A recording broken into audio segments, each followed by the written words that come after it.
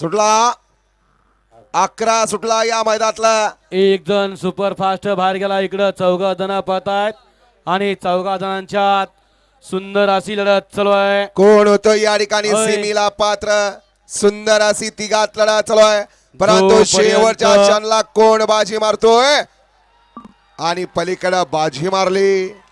जोपर्यंत हे बैलगाडी शर्यत क्षेत्र तोपर्यंत कधी न संपणार नाव स्वर्गीय पंढनाथ जगन फडके विगर पनवेल